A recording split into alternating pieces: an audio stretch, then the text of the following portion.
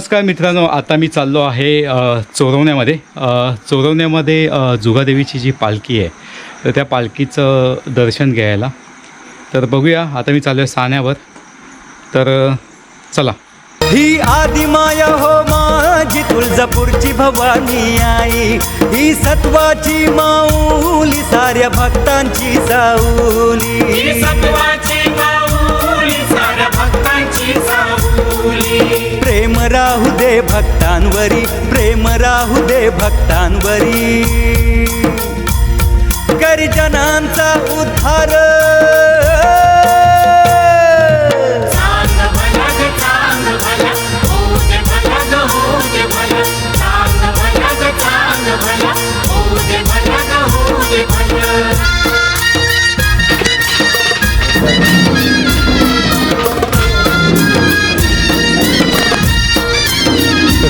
Finally दर्शन झालं आहे जुगाई देवीचं. आणि आता आपण उद्या भेटूया राजापूरमध्ये. आता राजापूरमध्ये काय आहे ते उद्या बघूया. चला.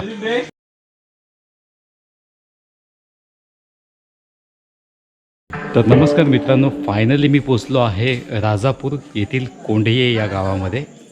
तर काल आपण होतो जुगाई देवीचं मंदिर, तिथे आपण पालखीचं दर्शन घेतलं. आणि आता मी पोचलो आहे राजापूरमधील कोंढये या गावामध्ये.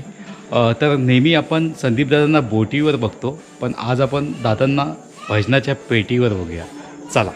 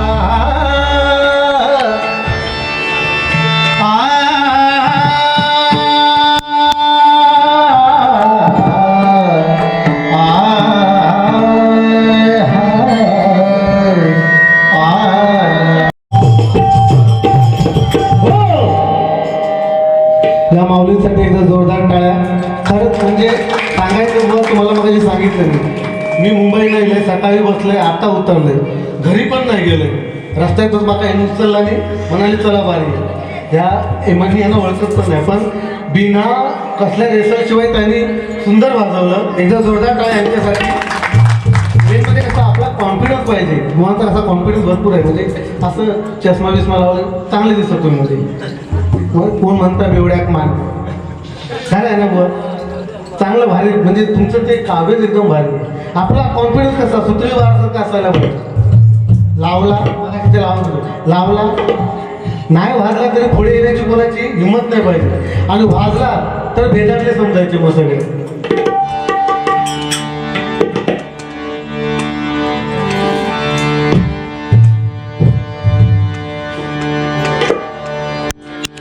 हा चांगला दिवस गुढी पडवायचा. मगाशी कोणी सांगितलं होतं, प्रभू रामचंद्राने वनवास केल्यानंतर जेव्हा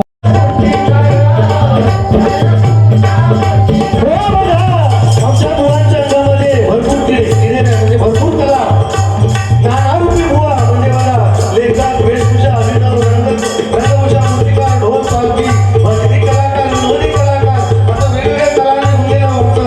हे कोकणचं रत्न म्हणजे संदीप पवारकर बुवा, म्हणून ते बघा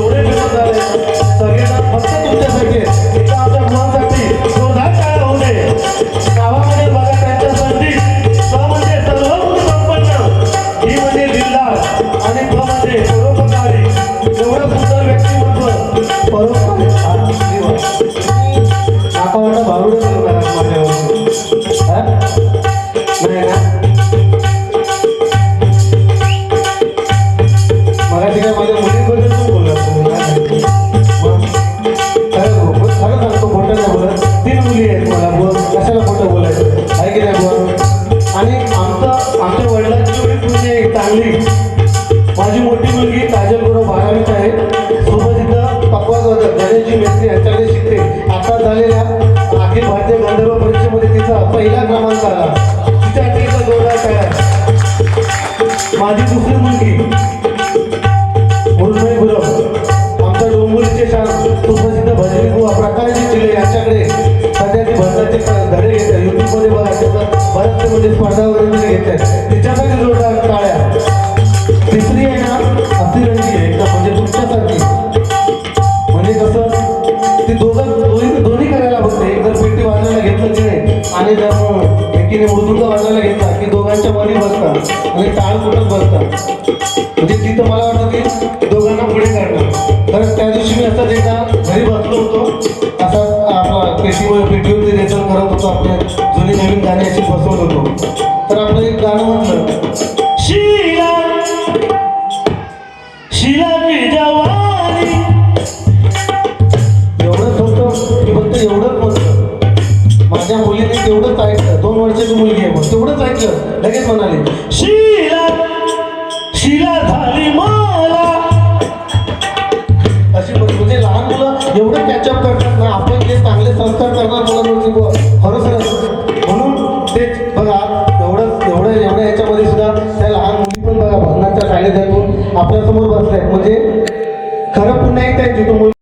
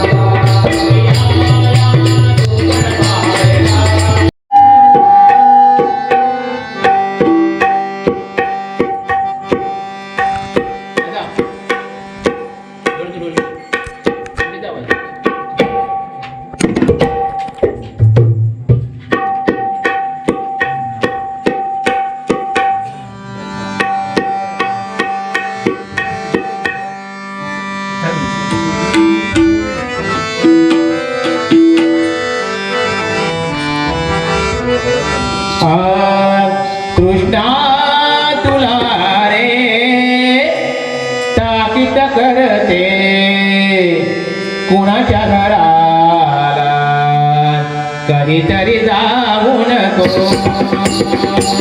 कुणाच्या घराला कधीतरी जाऊ नको कुणाच्या घराला कधीतरी जाऊ नको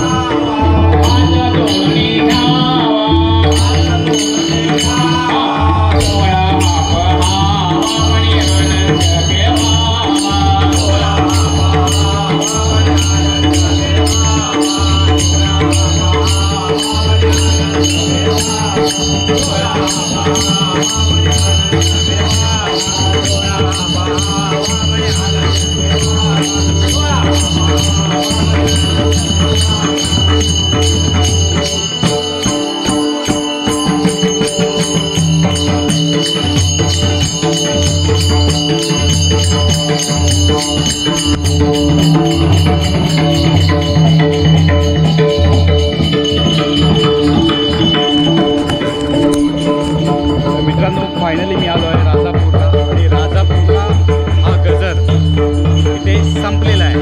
तर आता भेटूया आपण उद्या काय होतं ते. चला.